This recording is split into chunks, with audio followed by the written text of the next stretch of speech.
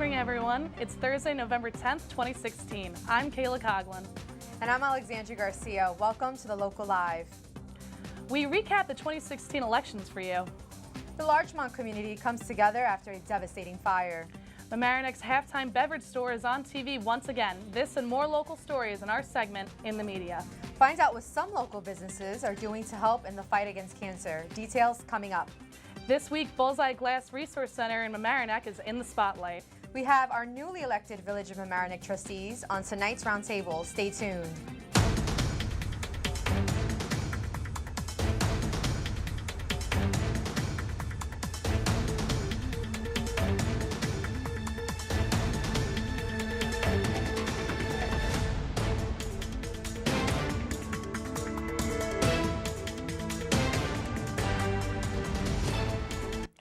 Campaign season finally came to a close this past Tuesday. Donald Trump was elected as the 45th President of the United States, defeating Democratic candidate Hillary Clinton. Incumbent Democratic State Senator George Latimer defeated Republican Julie Killian with 55.3% of the votes.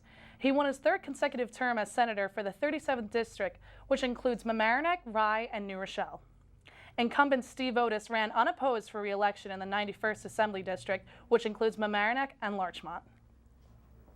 The Democrats swept all three trustee spots in the Village of Mamaroneck, defeating Republicans Dennis Cuccinella, Maria DeRose, and Molt Stockert.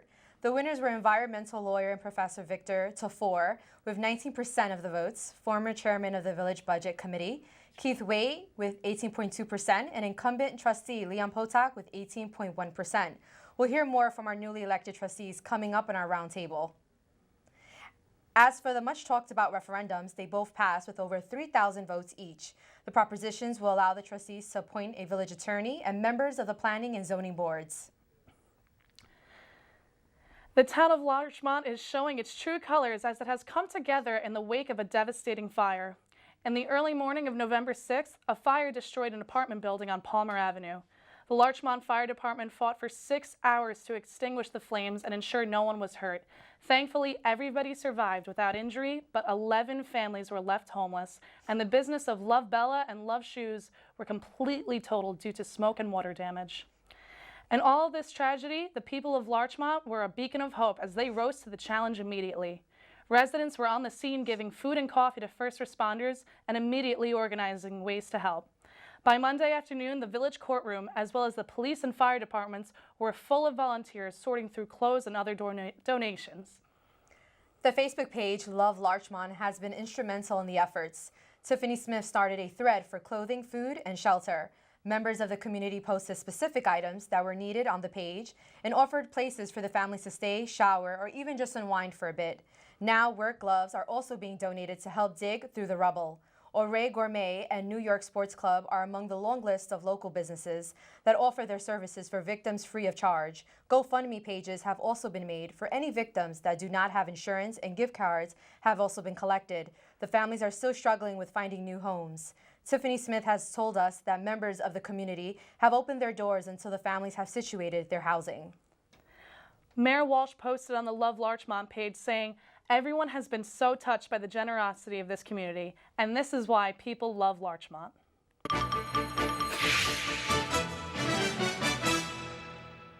Here's Kat Galliano with what's trending in the media.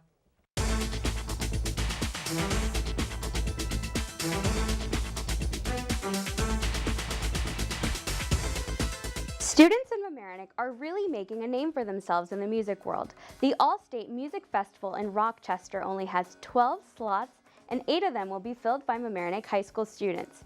34 other MHS students were also chosen to perform at the Westchester County Area All-State Festival. Both of these groups will be acknowledged at the Board of Education meeting on November 15th.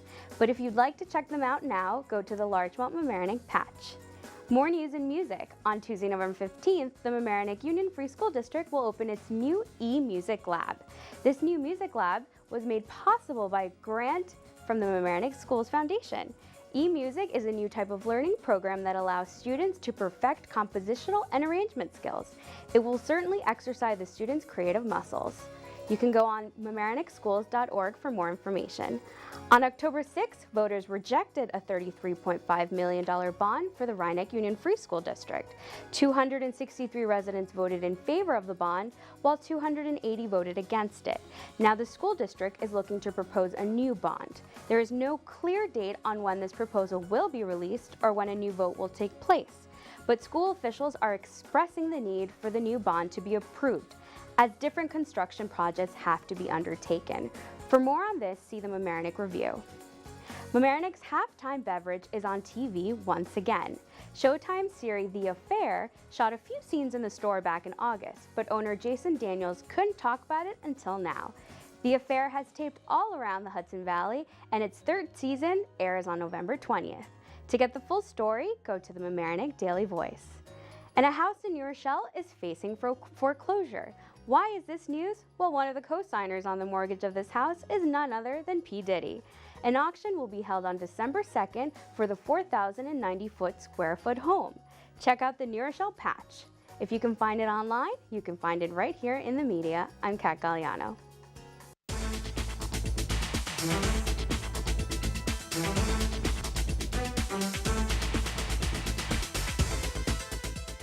Now it's time for some local trivia. Then on tonight's roundtable, we'll be taking your calls, emails, and tweets as we chat with newly elected Village of Mamaroneck trustees. Stay tuned.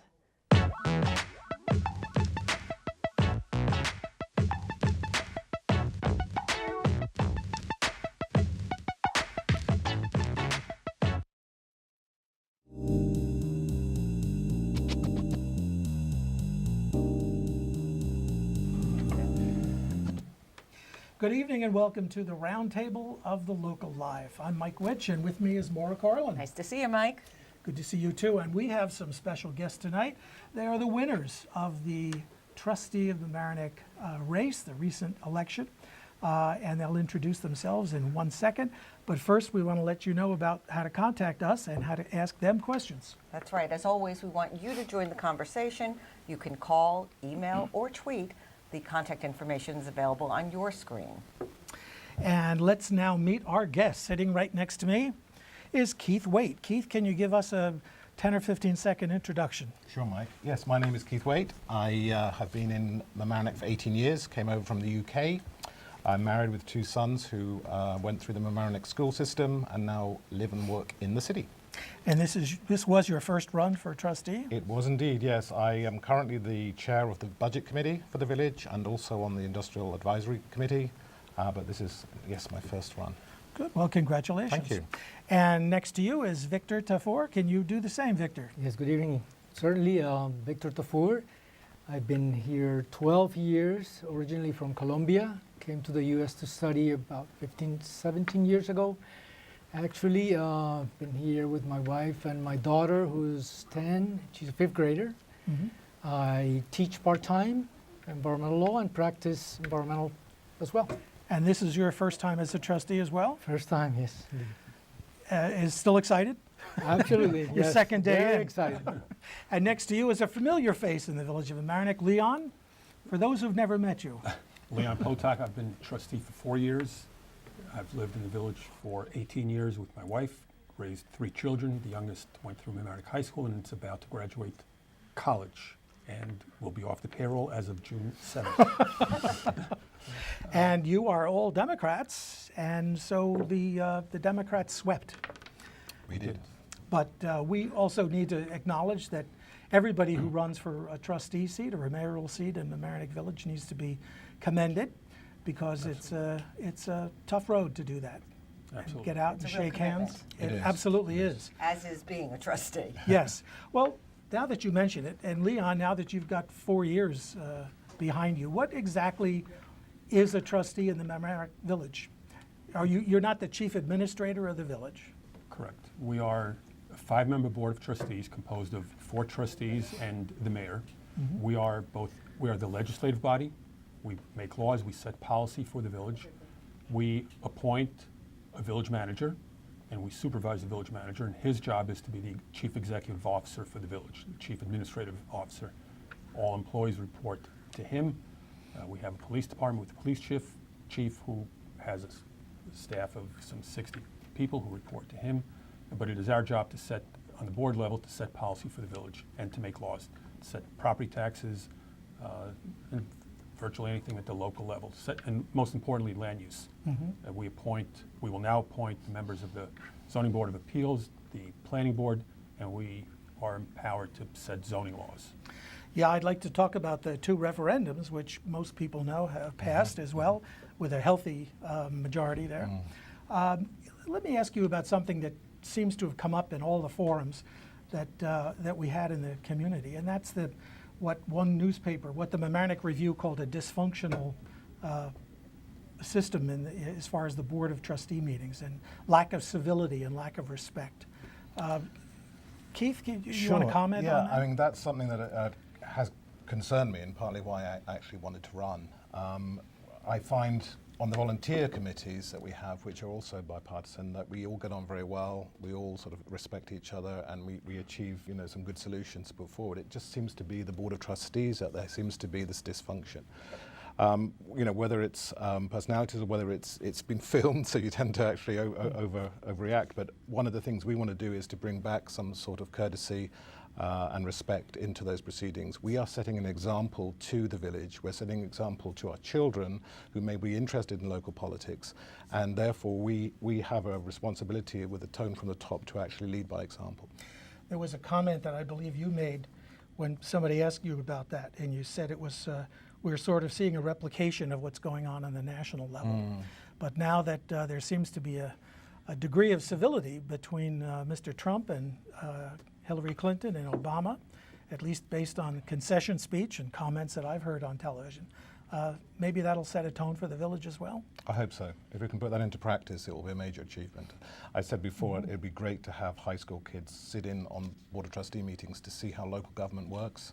We have a little while to go before we can do that. Victor, there was a comment that you made at I believe it was the Oriented Property Owners Association forum at the library, about the difficulty of being a trustee. You said it's the hardest job, and you said at that point it was a lack of resources. And I was wondering what resources you were talking about. Physical staff, money, material, budgets? All the above, but of course the one that concerns us first and everybody is the resources we have here, and we need to stay under the budget. And there's a percentage of our budget that's covered by the taxes, and we're mindful that there's still a gap there that it's covered by other income. So there's very little maneuvering here. So the pressure to, for example, fix the roads, do water improvements, those have to be through grants, a little bit through the budget. So financial resources are scarce, and also human resources, as we've been talking about. The hardest job is managing land use and zoning, and most of that is done by volunteer boards, and they have a tremendous job. They do it with some resources, but very little. So that's what I was pointing out, is that in government, the local government has the toughest job, and it's actually, if it's not done by the federal government, the state, the county, it comes here, and that's really what will make a difference, particularly in environmental issues and development, which is now environmental issues are really becoming more of a mainstream, or at least becoming more important for the actual business and economic push that we need. Leon, there are proposed new laws that I read about that I guess, did the entire Board of Trustees vote for these new laws, or was it not 100% everyone in favor? The zoning laws that are under consideration have not been voted on. The genesis of those laws was significant complaints from residents that there was overdevelopment in the village, that the character of the neighborhoods were being threatened. So the board unanimously asked the planning board to evaluate those comments and to come back with recommendations to us. And that's what they did. They've come back with recommendations for 6 different changes in zoning laws. Do these affect mainly housing, or are they commercial, industrial? It's housing. Housing. It's residential housing. It deals with what's called the floor area ratio, FARs, namely how much you can build on a given property. The one that's been the most controversial is this proposal to rezone what's R5, meaning that the minimum size lot in the village has to be at least 5,000 square feet. The planning board recommended that we expand that to 6,000 square feet.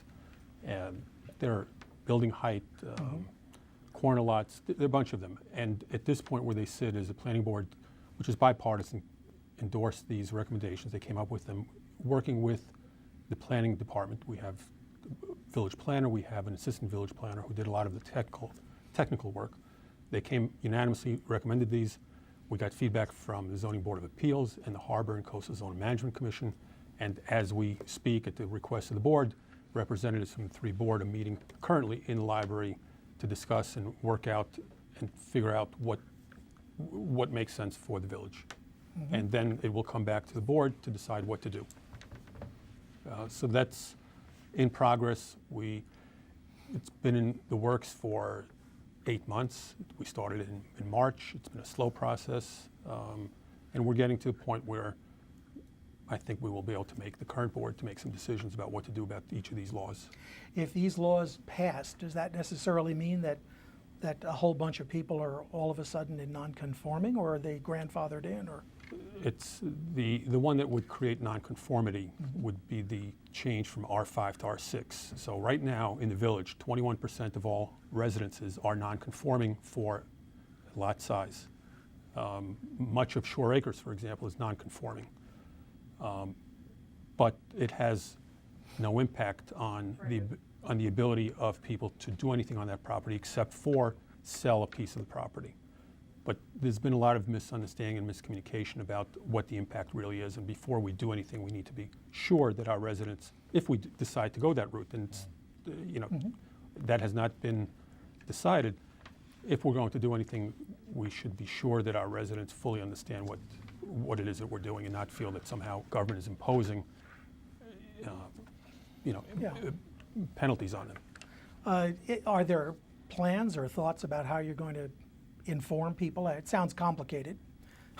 And you can certainly use LMC TV and the local live as a vehicle for explaining things. We've done, back in the spring, around the May, June timeframe, we sent a letter to every household that would be affected by the R5 to R6.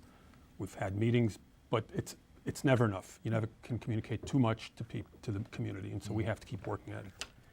I think that's one of the things as trustees we should try and do better and have a system that is better, and that's the communication. I think in the current social media environment we can do a lot more to communicate to our residents, and I think that should be something on the table.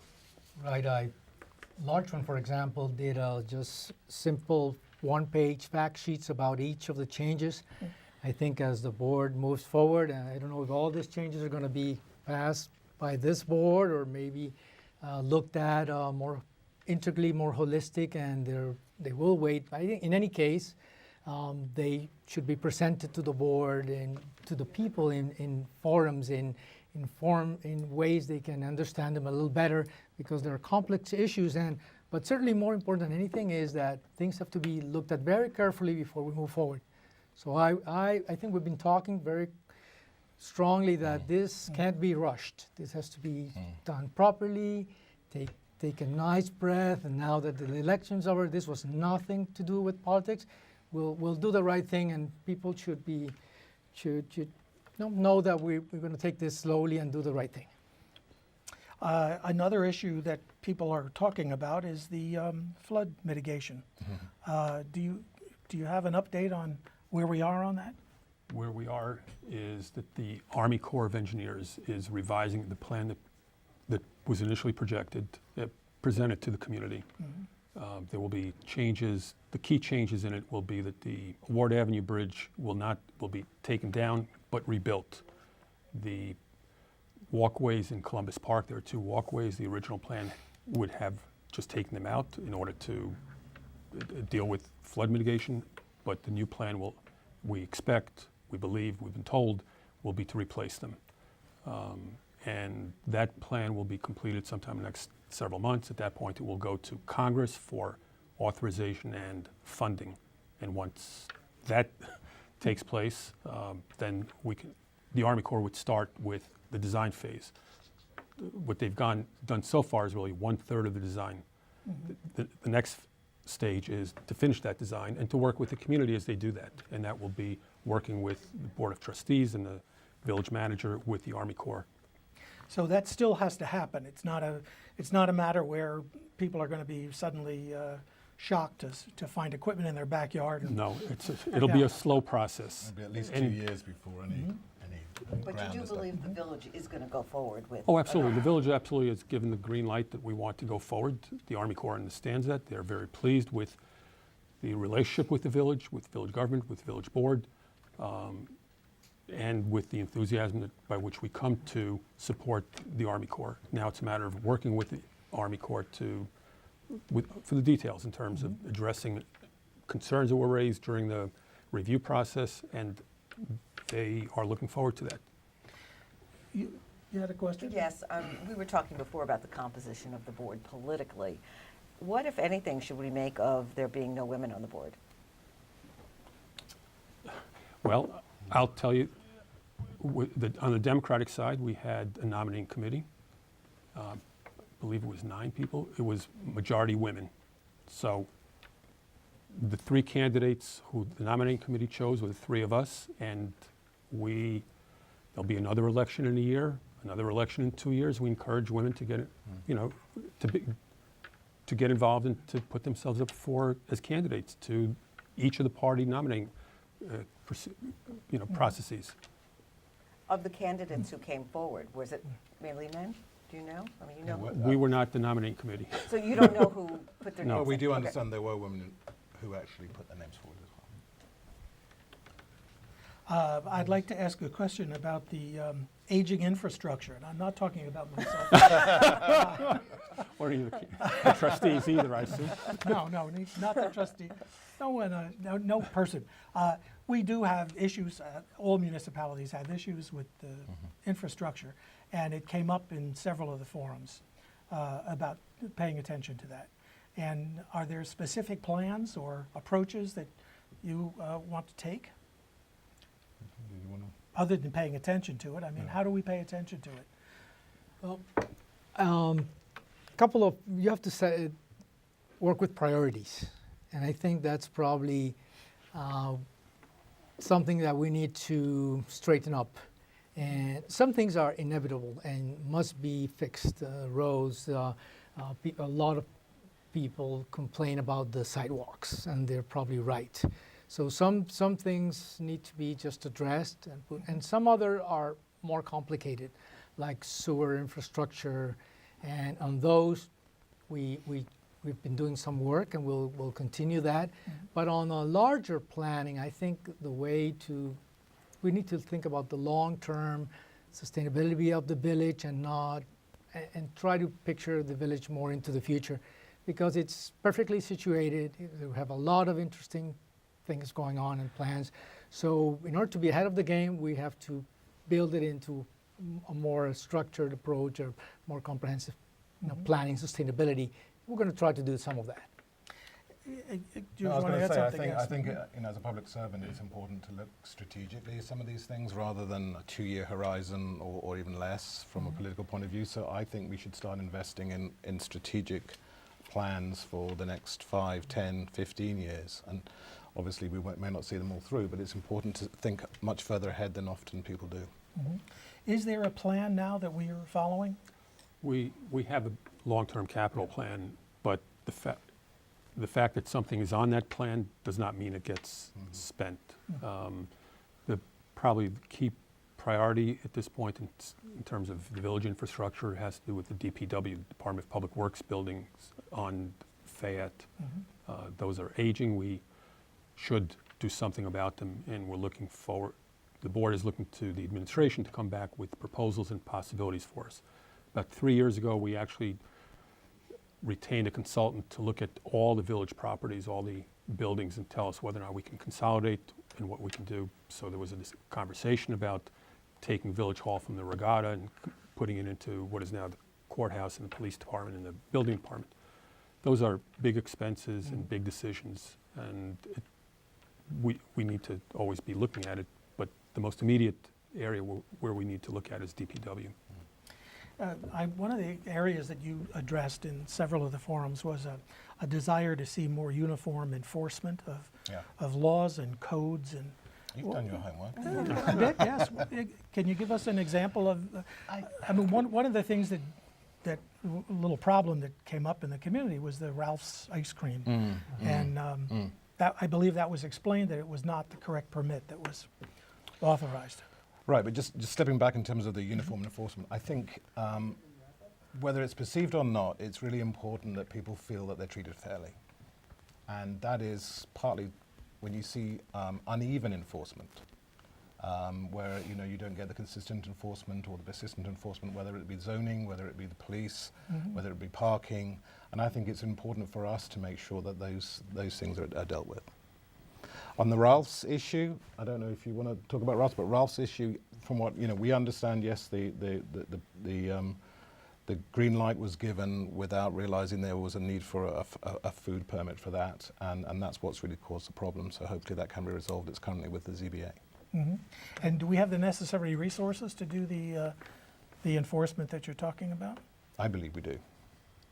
Victor? Did you want to add something? What I would say is not getting into the Ralph's issue specifically, but I do think the land use applications of those development projects are complex, and at least residents have to be sure that at least all the forms, everything that the basic stuff of an application is done properly. Some of the complaints, and I think they're right, from some residents are complaining that you get there and you just look at the forms and they probably didn't check here this box or that box, and maybe that's why they didn't check the box where they needed to submit a certain information. I think those things really can't happen. They are more administrative, but we want to make sure that the citizens are clear that everything is done to at least have complete applications, that we're working for them. And it's not just how the process proceeds and something that's going to slip in. We have to do a better job on that. We're running out of time, but no discussion of the Village of Mamaroneck would be complete without asking about parking meters. What about them? What about them? Is there good news? The good news is the Parking Advisory Committee is in the final stages of coming up with recommendations for the Board of Trustees. Once those recommendations are presented, and we're eagerly awaiting those recommendations will be presented to the public for discussion and review by the board and the public. And then we will see what the next phase of the parking saga goes. The saga of parking. That's right. Before we go, are you available to residents who want to contact you Absolutely. directly? Can you tell us what the correct email would be for you? That's an easy one. lpotok@vomny.org. It's on the website. It's Okay. easy. Okay. what Or you about- could just write to email mayorandboard@vomny.org, and it gets to all 5 board members. So And what about residents who might want to get involved? Where- That's a really Please, good point, yeah. good reminder. At the organizational meeting in December, we appoint volunteers to all the volunteer committees where there are openings, where there's turnover. We encourage the public to send in resumes, to send in expressions of interest of what they're interested in, and we'll try to fit them in a way that they can contribute. And are those boards or openings listed on the website as well? The village website? All the boards are listed under boards and committees, and it shows when terms expire, but Right. some of the people currently serving are eligible to be reappointed. Some of them will be interested in being reappointed. Some will decide not to. Some people will term out. They will not be eligible to be reappointed. So we won't know for another 10 days how many openings we'll have or where. But people, and we typically have openings interim as well. If people want to get involved, we will find a way to get them involved. That's how we started. So Well, it's good. it's nice to see new people come in and want to be and willing to help out. And I realized I promised we'd talk about the referendum, but we've run out of time. Perhaps you'll come back one or all of you would be. And thank you for being a delightful guest. Thanks for having us. You're quite welcome. Feel free to come back again. And if you all stay tuned, we'll be back with more community stories and the answer to the trivia question, which Mike says he knows.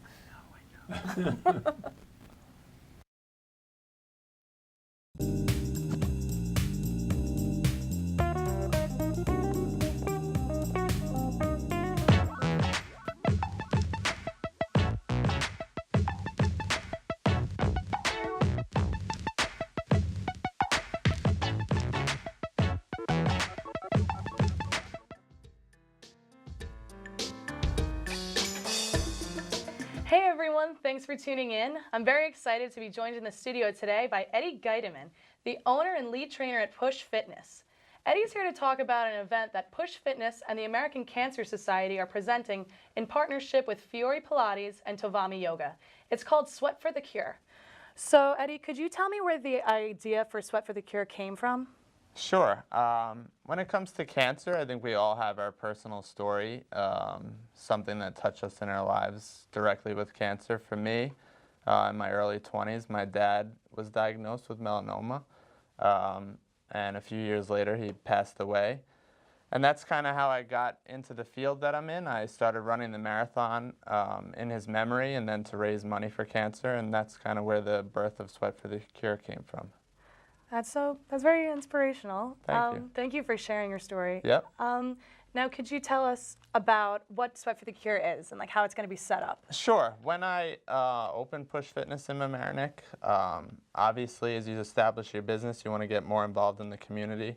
The idea is basically a fitness-a-thon on Sunday, November 13th at our studio, Fiore Pilates and Tovami Yoga. There's all different types of classes. You can take one class, you can take 2 classes, you can take 3 classes.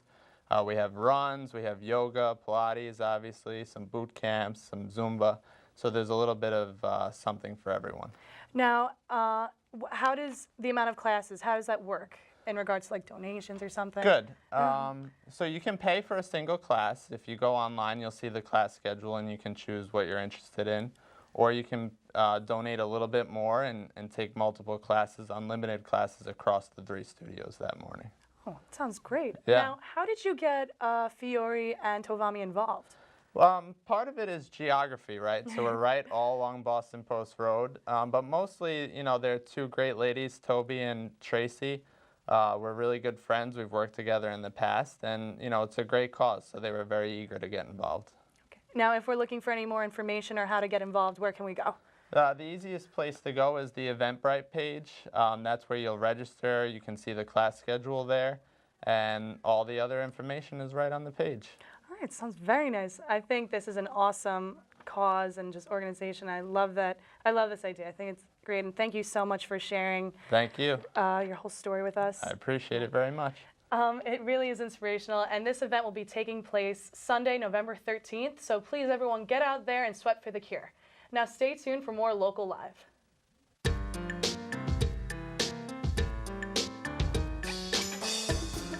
I recently visited Bullseye Resource Center in Mamaroneck and learned about the worlds of kiln forming and the many products that can be created by this unique art form. Bullseye is known worldwide for manufacturing glasses by kiln forming. Without further ado, Bullseye Resource Center is in the spotlight.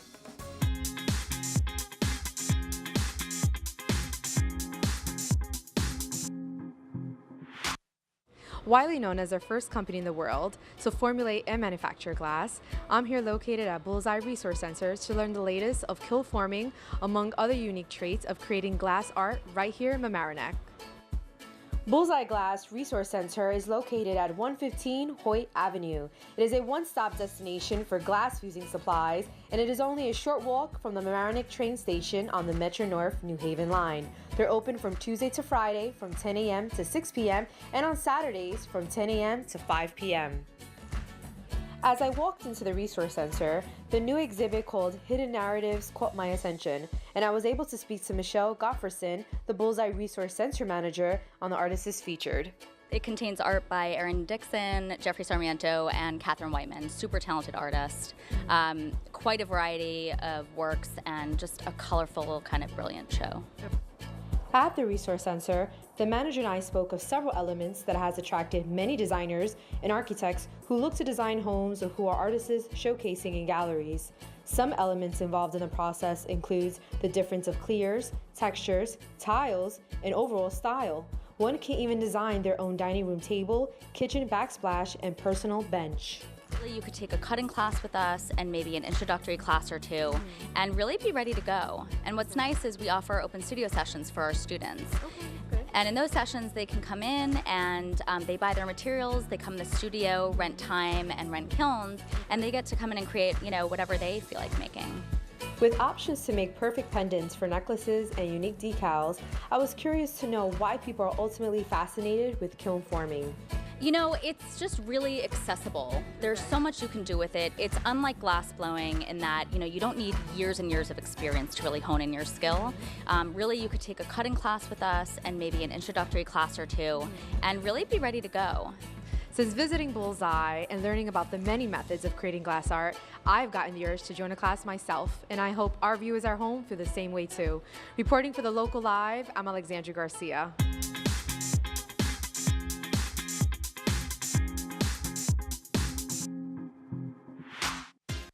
You're watching The Local Live. The only news show on Larchmont and Mamaroneck on LMC TV.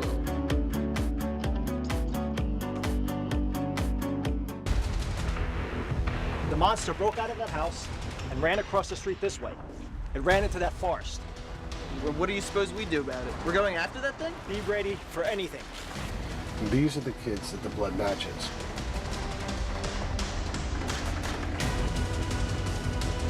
I think you should come see this. There's no sign of the body. I want to find that girl.